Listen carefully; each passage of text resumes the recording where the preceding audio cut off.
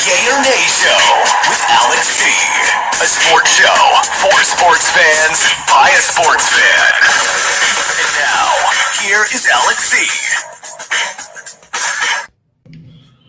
Okay, so here's the thing. Follow us on Twitter at Yay or Nay Podcast, the address to the Twitter page, at Yay or Nay Podcast, the address to the Twitter page.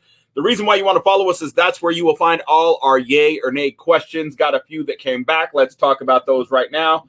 One of them is, who is a better quarterback? Now, this one goes back to the fact that, as we know, former Philadelphia Eagle quarterback Carson Wentz has now went to play for Indianapolis.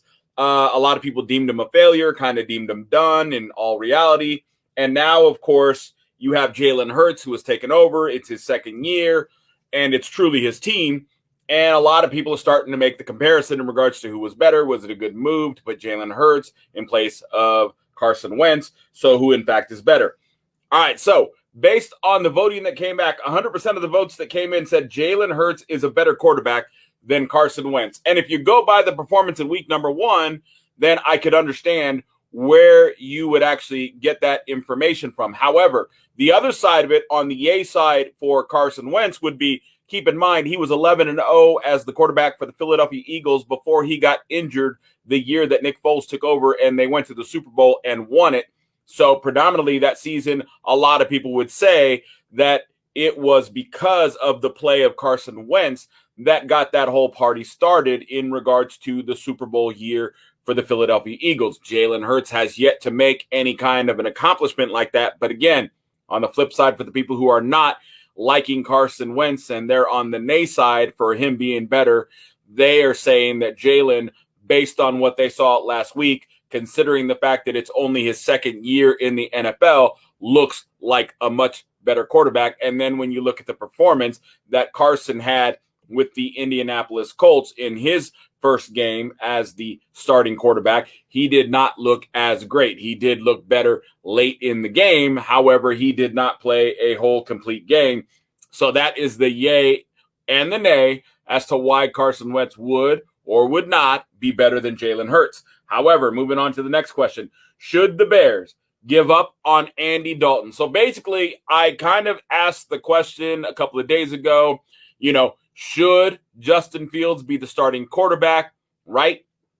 Now I'm rewording it because sometimes when you reword questions and you do it a different way, you get a different result. I wanted to see if I would get a different result. So again, I reworded the question, should the Bears give up on Andy Dalton? 57% of the people that voted said, yay, the Bears should in fact give up on Andy Dalton. Now, again, so you got a lot of naysayers in regards to Andy Dalton. Their attitude is, look, this guy is not getting it done. He didn't look good against the Rams. A lot of people believe that that game was actually winnable for the Bears, and they would have won had Justin Fields been the starting quarterback. On the flip side, you have people saying experience matters. You've got a lot of holes on the offensive line, lots of problems. Justin Fields would lose confidence, be getting sacked all the time, running for his life. So it's better to keep Andy Dalton in there to see if they can make some patch repairs to the offensive line. Not to mention, maybe wait until you have lesser competition levels to put Justin Fields in so he can gain some confidence and possibly get some wins. So there's a couple of different thought processes in regards to the yay or nay in regards to whether Andy Dalton should or should not be the starting quarterback still for the Bears. But again, time will tell who's right and who's wrong, right? All right, here's the next one. Are the Arizona Cardinals for real? Okay, they put a whipping on the Tennessee Titans. Now, on the yay side for the Arizona Cardinals being for real, you have a lot of people that are running around saying, look, the Cardinals are for real. They've been getting better every year. Their quarterback, Kyler Murray, he's getting better every year. He's improving. Look at how he dismantled the Tennessee Titans defense. On the nay side, you have other people saying, look, the Arizona Cardinals are not for real. They beat up on the Tennessee Titans. They had the 28th ranked defense last year, and they obviously got worse this year. So that's what the naysayers are saying. So basically, the level of competition wasn't there. The sample size is too small. So the naysayers that are saying that the Cardinals are not for real, that's the argument that they're using. Again, the Yaysayers are saying they're getting better. The air raid's working. Cliff Kingsbury's figuring it out. He's changing his game planning, and the defensive coordinator's doing an outstanding job. Well, here's how the votes came back. 86% of the people that voted said the Arizona Cardinals are, in fact, not for real. 86%. All right, the next question. Should Washington pick up Cam Newton? Now, you have a lot of Yaysayers saying, look, why would you not pick up Cam Newton? He knows the system. He's played for the coach before. Why would you not want a guy who knows your system? You're going to give him the playbook, and outside of a few adjustments that you obviously have made over a couple of years, you have a guy who can basically instantly walk in, know your offense, run and execute your offense. Then on the nay side, for the people who are saying Cam Newton should not be the quarterback for the Washington football team, they're saying, look, the problem is, his style of play. That isn't necessarily the style that Washington is going for. Not to mention the other part of the problem, the unspoken part of the problem, is he's not vaccinated. You have a coach who has health conditions. He is vaccinated. He believes in vaccinations. He is doing everything he can to make all of his players get vaccinated and to bring in the guy who will be the leader of your team, the star quarterback, the number one QB in your locker room, and have him not be vaccinated is not what the Washington football team needs. So that is the yay and the nay to Cam Newton being the starting quarterback for the Washington football team. But again, Ron Rivera ultimately makes the decision, but I've given you some of the arguments that have been used in regards to why Cam should or should not be the starting quarterback. With that being said, 82% of the people that voted said, yay, Cam Newton should, in fact, be the starting quarterback for the Washington football team. All right, here we go. The next question. Is the Packers season in trouble? All right, on the nay side, you got a lot of people that are running around and they're saying, look, it's Aaron Rodgers. There's nothing to worry about. It's like having Tom Brady. He's reliable. He's rusty. He's got to kick off the rust. He's been on vacation. He didn't do training camp. He didn't do OTAs. He didn't do mini camp. He didn't play in any of the preseason games. So you have to expect some rust to be there. Don't worry. The Packers and Aaron Rodgers are going to be fine. Okay.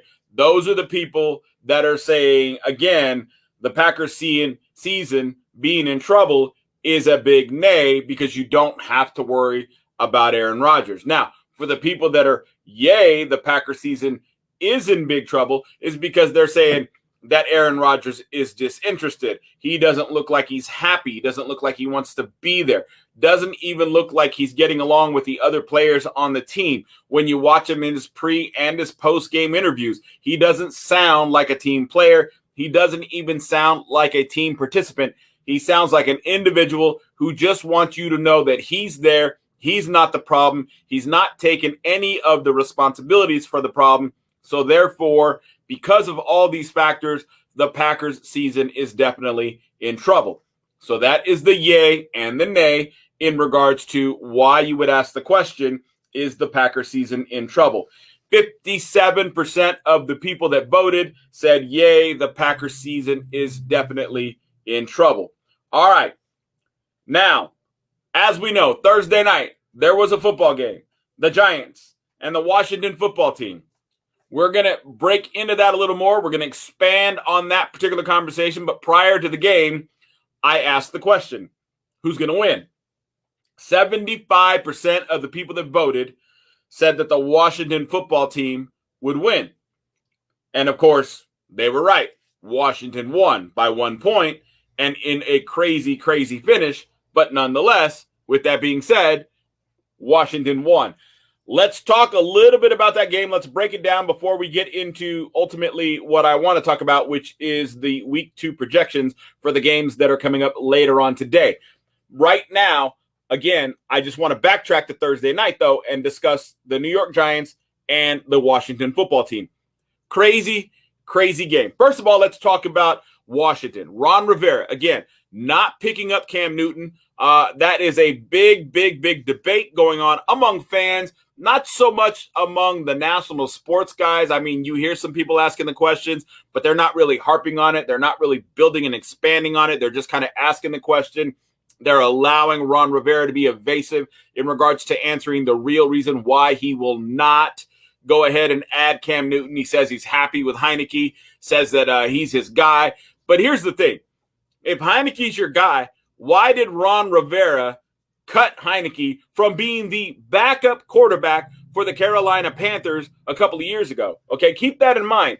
So this guy who now is once again your backup quarterback, you cut him from being your backup quarterback when you were the head coach of the Carolina Panthers. Now, fast forward to this season and you bring him in. He was here last year as well. But the thing is you bring him in, okay, and he's your backup quarterback, and then he had to step in for a couple of games real quickly last year, right? Apparently he had a good showing out when it came to one of the playoff games. Now you fast forward to the game against the Giants. I thought as the game went on, he got a little stronger, but overall, I thought he was shaky. I thought he didn't look confident. I thought he had a lot of issues in regards to making reads. I thought he let go of the ball too soon a couple of times. He didn't go through his progressions. There were a couple of passes that he could have done a lot better job on in regards to who the open receiver actually was to hit. And he just kind of looked shaky to me. His balls were all overthrown, even his completions. Those receivers were having to go up in the air and make stellar catches. There wasn't anything that was thrown really in place where it really should be. In my opinion, again, those receivers were having to go out of their way to make stellar catches, and they were having to work really hard to make those catches. So I didn't really see anything that impressed me. He looks like a backup. I don't see him being any better than a backup. So you can survive with him for a couple of weeks as long as you're playing the lower level of competition in the NFL. But once it's time to go up against the elites, you're in a lot of trouble because, again, this guy's a backup. He's good enough to be a backup, not good enough to be a starter, not good enough to carry a team for 6 to 8 weeks. This guy is not that good. Again, heard a lot of national guys trying to say, oh, this guy's good. He's only going to get better. Maybe he's the answer. Maybe Ryan Fitzpatrick won't come back and be the starting quarterback. Maybe Heinicke will have to stay in the starting position. Maybe Ryan Fitzpatrick should be the backup quarterback. And I get it. Ryan Fitzpatrick is a journeyman. He hasn't proven himself as a starting quarterback. There is a big question mark as to why Ron Rivera made him the starting quarterback to begin with. Again, there's a lot of different rhymes and reasons and theories that are being thrown out there as to why Ron Rivera brought Ryan Fitzpatrick in to be the starting quarterback. But you got Heinicke, and I disagree. He is not the guy to stay the starting quarterback. When Ryan Fitzpatrick comes back, you need to immediately put him where he belongs, which is in the starting position, over Heinicke, that is. Again, I'm not saying he's a starting quarterback because he's not. He also is a backup, but he is a better of the two backups that you have when it comes to Ryan Fitzpatrick and Heinicke. But Heinicke, it's funny to watch all these national guys go crazy and rant and rave and, oh, they might have a quarterback. They might have something here. All the concerns and worries about having your backup quarterback be in and be the starter, those might all go away because Heinicke's the guy. He looked great. Okay. He looked great against the Giants. Let's say that one more time. He looked great against the Giants, and he didn't look great. That's the kicker to the deal. And he didn't look great. He looked subpar average at best. Subpar average at best, Heinicke looked. He did not at any point look like a starting quarterback in the NFL. So when your level of competition is the New York Giants, which is equally equivalent to the Detroit Lions, basically, in essence, because the toilet bowl this year would be the Lions against the Giants, and I'm not sure which one would win. I probably might even give the advantage to the Lions because they got the better quarterback. But we'll get into that conversation about the Giants here in a second.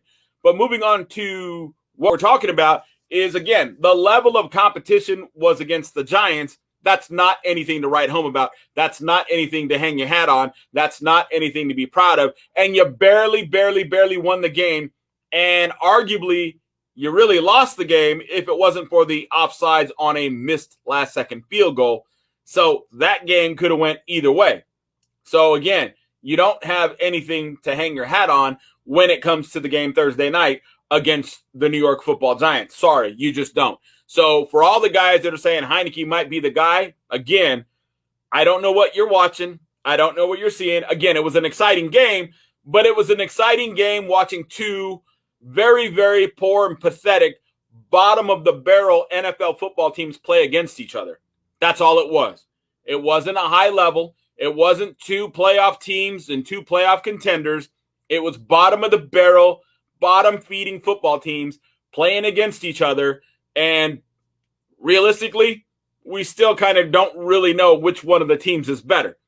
That's how I left that game. I don't know after watching that game if I know which team is actually better. Now let's, talk about that defense, that great defense, the alleged number one ranked and best defense in the NFL that all the national guys have been screaming how they're the best defense in the NFL. Where was it? Where was it? For 2 weeks, that defense has looked pathetic and like garbage. I mean, they didn't look as bad against San Diego, still getting used to the Chargers being in LA. But again, they didn't look as bad against LA, but they couldn't get off the field against the Chargers. They couldn't get off the field against the Giants. Third down conversions, not a problem. Quarterback running on you, it's Daniel Jones and he's running on you. And you're supposed to be one of the best, if not the best defense and the best front four the NFL has to offer. And you guys looked like garbage, and you were going against arguably the worst offensive line in the NFL. So how are you arguably the best front four in football, and you're going against arguably the worst offensive line in football, and yet you could not penetrate or do anything or put any kind of pressure on Daniel Jones in any way, shape, or form? But everybody was boasting and bragging, oh, they're the best. Oh, they got it. They put it together. That defense is a Ron Rivera staple. They are the absolute best defense in football. And again, I ask, where was it? What do you national guys think you know that obviously you do not know? Because once again, you made another huge mistake and another bad call by saying Washington has the number one defense in the NFL when they looked like absolutely trash. Trash, trash. You got ran around like a bunch of high school football players against the New York Giants. Okay? The New York Giants moved the ball at will.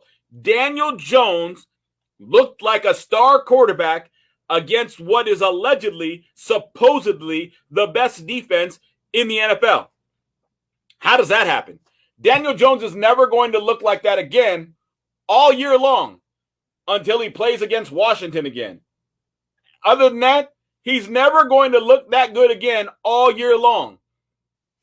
That Washington defense that these national guys have been screaming is the number one defense in the NFL should be an embarrassment to these national guys who have been saying that Washington has the best defense in the NFL.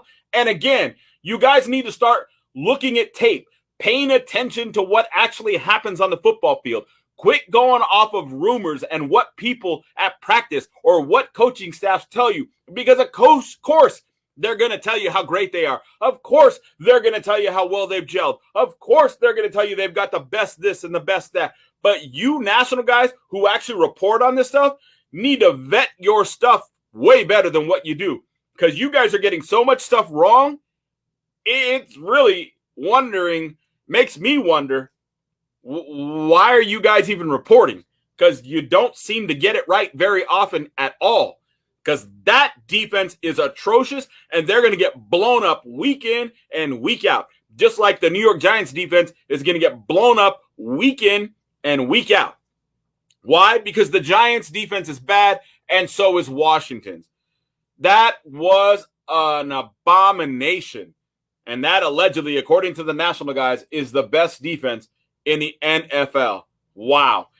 Daniel Jones, again, he played better. You got to like what you saw from him. But again, the level of competition, it was only Washington. Obviously, that defense isn't very good. So we're going to need to see a much bigger sample size before we can determine whether Daniel Jones really is or isn't fit to be a quarterback in the NFL. Right now, I'm leaning towards no. And again, I don't really think you're going to see Daniel Jones have another game like what you saw Thursday night against another team until you see them face the Washington football team again. I really don't think you're going to see him look like that again. And that defense for Washington, yeah. Can you say bottom of the barrel along with the New York Giants defense? Best in the NFL. Man, these national guys, they get everything wrong. It's amazing. It's like they don't do their homework. Somebody just tells them something and they're like, oh, yeah, that must be true. Let me say it's like I said it, like it was my thought.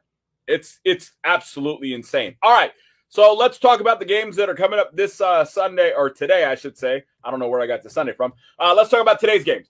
So again, real quickly, though, to backtrack one more time, only to give my pick. I did pick Washington to get past New York. I did, however, allegedly believe other people when they said that Washington was going to blow up New York. They didn't. They won by 1 point. Again, did they really win? That's debatable. But the scoreboard says they did, so therefore I guess I got the pick right. But again, two bottom-of-the-barrel teams. The better of the two bottom-of-the-barrel teams won. In that particular instance, it was Washington. But again, I also was the victim of listening to people and their opinions, national guys, in regards to who's going to be better. Washington, again, it was being fed and rammed down my throat how great that defense is. False. National guys, once again, got it wrong. All right, so let's move on. Chicago, Cincinnati. This one's a no-brainer. Joe Burrow and the boys are better than Chicago. Even if you put Justin Fields in, that might make it a little more interesting. But Justin Fields, A, number one, isn't going to be there. And B, I would still give the edge to Cincinnati. Houston and Cleveland, not even a question mark. Cleveland's going to blow Houston up. It's not even a question mark. The Rams and Indianapolis. Again, a no-brainer. The Rams will blow up Indianapolis. You're going to see another similar performance from Carson Wentz and the boys as they go against LA, and they're going to lose. They might even lose by 2 touchdowns. They really might. Miami and Buffalo. Miami getting better. Tua getting better. Buffalo, again, an overrated team. I said it. They only had one good season. I don't understand why everybody was talking them up, acting as if they were going to be the AFC beast and potentially go to the Super Bowl, or at least, if nothing else, go to the AFC championship game. No. Buffalo, come on. You lost to Pittsburgh. You weren't supposed to lose.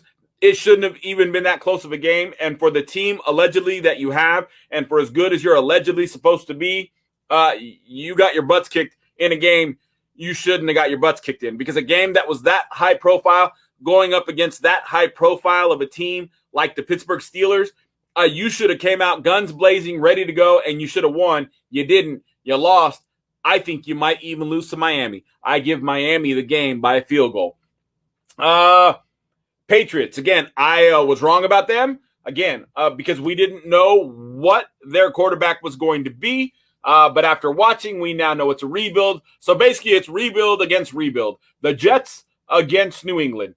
And I'm going to give, however, the slight advantage to New England only because the coach is better. Not because the quarterback's better, not because the defense or an offense is better than the other defense or the other offense, simply because one coach is better than the other, and that is Bill Belichick. So I'm going to give New England the victory, and it'll be a slim one. We're talking, I give them a 2-point margin at best. 49ers and Philadelphia. Don't get me wrong, Philadelphia was impressive last week, but again, it was only against Atlanta. That's not anything to write home about either. And I think they're going to get better. I think Jalen Hurts is going to get better. I think Philadelphia, it's not going to be Washington, will be the ones competing with the Cowboys for the NFC East. However, they are nowhere near the level that they need to be at to compete with somebody like the 49ers. They're going to lose. I predict that is going to be probably a 6-point spread. Vegas, Pittsburgh. I know a lot of people are talking about this game, trying to act as if it's going to be a great game.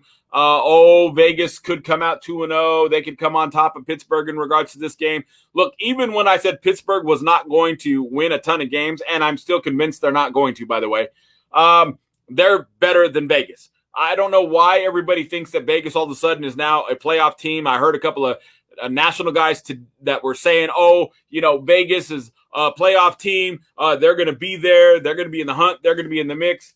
No, they're going to be who we thought they were. They beat the Ravens, an injury-depleted team and a team that had their quarterback do something that he normally does not do, which is turn the ball over 3 times.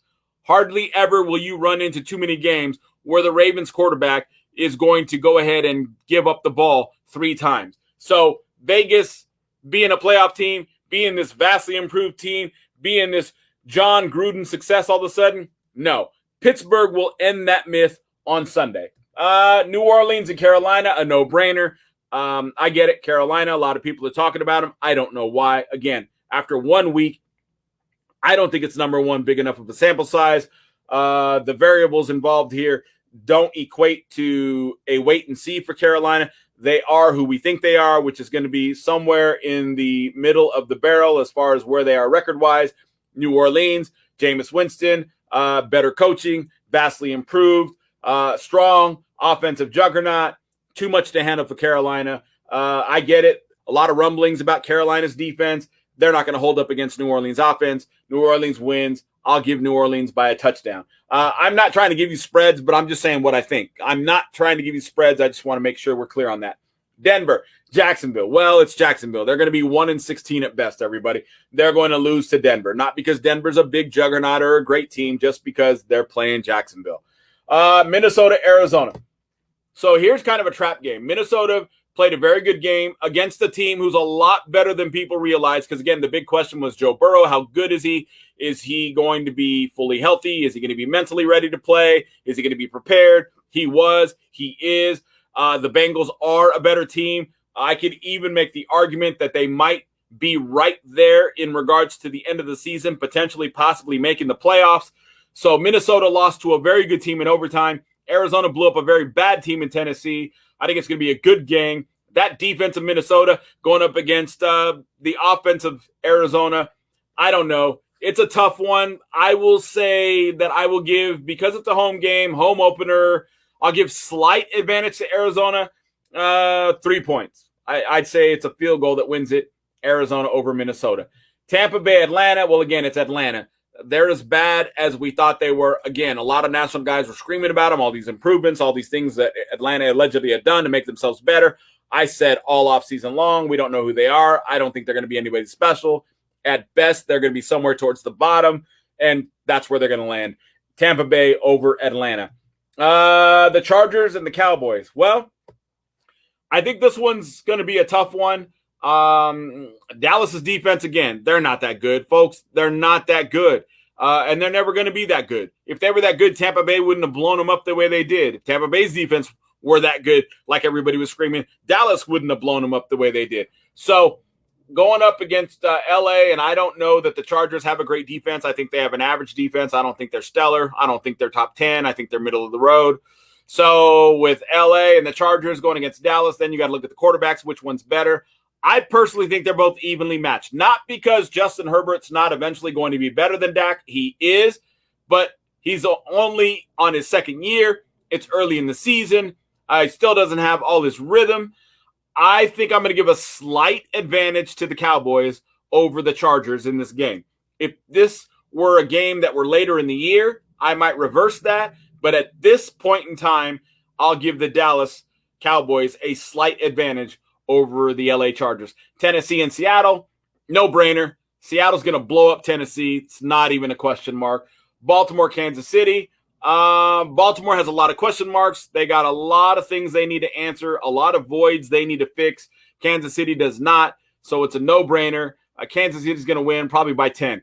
Green Bay and Detroit. Well, here you go. This one's going to be fun on Monday night because Green Bay, again, a team in total dissension. Aaron Rodgers in denial. Again, a team that's in trouble with their season. But after they beat Detroit, and if they do, they're going to barely beat them. But they'll beat Detroit, and after that, you're going to hear all these national guys say, oh, problem solved, problem fixed, Aaron Rodgers is back. Just look at him and look at the Packers and look what they did, and oh, they're ready to go. Just yay, yay, yay, Aaron Rodgers, he's the man. Oh, yes, everybody who said Aaron Rodgers wasn't back and wasn't ready to go, yeah, they just don't know. Now we see what the Packers really are. No, folks, it's the Detroit Lions. It's Jared Goff and the Detroit. And I'm not opposed to the Detroit Lions pulling off an upset here. I'm not. But the only reason why I'm not saying that they will pull off the upset is because what happened against San Francisco was really more San Francisco taking their foot off the pedal than it was Detroit making any noise. That's why everything happened in the last couple of minutes. But Detroit is better, I believe, than what they showed against the 49ers. And I believe they'll play Green Bay better. And I believe, again, if there was an upset special, this would be the upset special. I just don't know that they have enough to pull it off. I think this is going to be kind of a garbage game. I think it's going to be tight. I think it's going to be, 3 or 4 points in regards to the margin of victory. And again, I'm going to give the slight advantage to the Green Bay Packers. All right, so that's going to do it. Let's watch today's games and see how it goes. Tomorrow we'll discuss today's games. And then, of course, we'll look forward and probably talk a little more about Detroit and Green Bay. And I don't know. It's going to be fun. It's going to be a great day. You guys enjoy.